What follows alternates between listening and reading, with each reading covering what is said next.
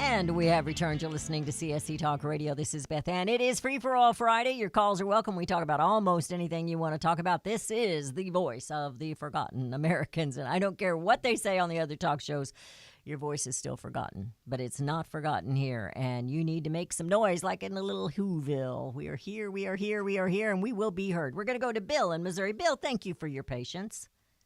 You're welcome. Pleasure to talk to you.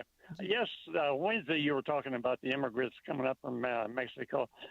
When this first flood of those came up here, there was an article in the San Francisco Examiner that they would pay people $58,000 to take these people in. Mm. Now that they took those people in, but now they have no track of where those people went or where they are. Oh, yeah. So those people are still probably drawing the $58,000. This was initiated by Feinstein and Pelosi, and whether these people got the money or whether it was somebody doing it or whether there's just a flow of money, but it seemed to me like it was just unreasonable that they would pay $58,000 a year for somebody to take these people in. Wow. Kind of like fostering the illegal immigrants. Yeah. No, I was born in California, and I've been out there quite a few times, and I happened to be in Turlock, California when I read that article. Wow. And I thought, boy, how can they pay $58,000 to take these people in? And is there any record of how many people these people have? They could take more than one if they wanted. You know, I need a little income. Maybe I should take some of them in. No, they're shaking their head no here. No. I'm just I'm 81 kidding. Years old, I could use it too. Yeah, I'm just kidding. We had the debate here last night between the two senators. Claire and Holly? Holly, yes. Yeah. I think Holly did a good job on pinning her down. But there was one thing that wasn't said. Claire don't live in Missouri anymore. No. She lives in Washington, D.C., so she don't see actually what's going on here. She does when she comes to visit, but she don't stay right on. I like how they claim that she works hard and she attends these town hall meetings. I remember hearing her complain about those town hall meetings and all the angry people. They were just the Tea Party people asking questions. She didn't like that. Now we've got all these paid protesters spitting on people and screaming and hollering and blocking elevators and carrying on, and that's okay. and to start out with, she said that she was traveling by RV in between the two towns, but then they caught her. She was using her plane to fly between the two. Yeah, sure she was. Well, normal people have planes. She did say that. Normal people. Yeah, that's right. No, we don't. I think I'm normal, but I don't have one. Well, I don't know how normal I am, but I don't have a plane.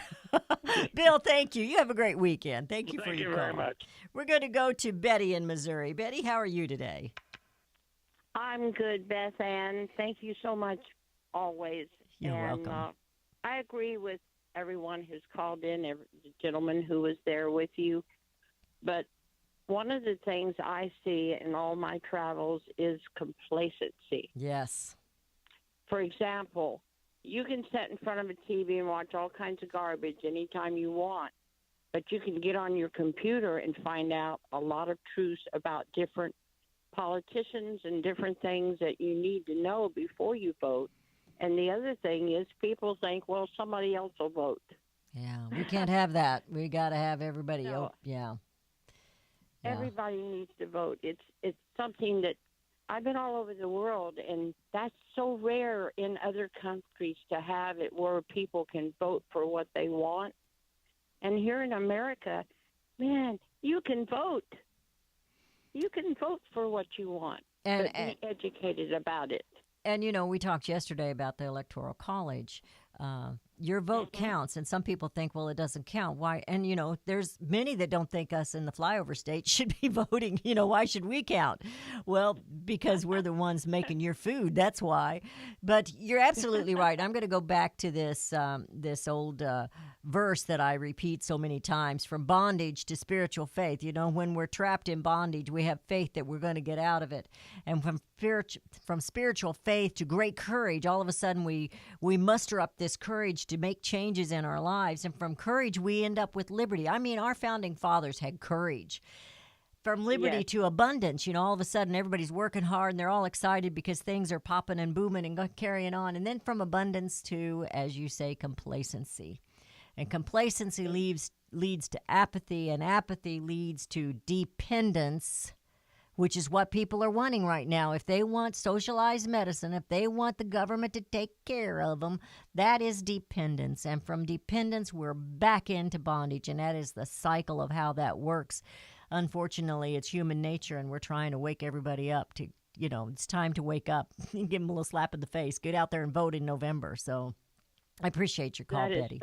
That is so true. And truthfully, people don't realize that when they get on welfare and different things, they'll never get off. No, it's very rare that they do. Yeah. They're under control, and they will not get off. They cannot go to school. They cannot take part-time jobs. None of that stuff.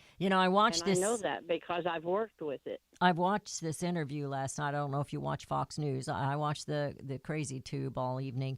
And that tells you my age. It's not even a tube anymore. But it's I watch it all night. And I'm with you. I'm with you, Beth Ann. But Hannity was.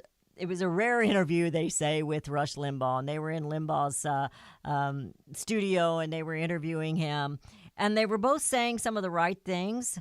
I agree with what they were saying, but they don't take it to the next level. They don't explain what it really is when we come down to. They did mention socialism, but they don't mention Agenda 21. They don't mention some of these things that are really causing this and how long this has been going on. And Hannity asked him, he said, I was kind of shocked and surprised. Were you as to at what has happened with the Kavanaugh, how when Trump was elected, how crazy everybody went? And he goes, yeah, I kind of was. But, I don't think I really was surprised. It's astonishing, but I don't think I'm really surprised at their actions because I have long said, they're more committed to what they want than we are for freedom and liberty. And so we do get complacent, like you said, and we sit back and we think, well, somebody else is going to vote tomorrow. No, we need everybody to vote. Everybody, regardless of what you believe or anything else, you need to get out there and be an American. Because you're losing that right. Yeah, you're losing that right. We want all the American citizens to vote. We don't want any illegal immigrants to vote, and we don't want the dead people, the zombies, to be voting. Are they real? Yeah, the zombies are. They come out every election year. All right, Betty, thank you. Appreciate your call. You have a great weekend. We're going to go real quickly. Go ahead. You hang in there. I'm trying. Hang in there. Thank you very much. Bye-bye. We're going to go real quick to Mike in Illinois. Mike, how are you doing today? Okay, Beth. Thank you very much for everything you're doing. Two quick points. Everybody out there that's having a very, very hard time, get some money and send it to her. Please, let's not let her go off the air. And think of this, Beth is doing that which is righteous, not that which is right. Every day she's doing that which is righteous. Oh, thank you. Sit down for a second and look at yourself. Can you say the same thing about yourself? Are you doing that which is righteous? Real quick, I'm not proud to be from the state of Illinois. This is where I'm calling from. I've been here most of my life.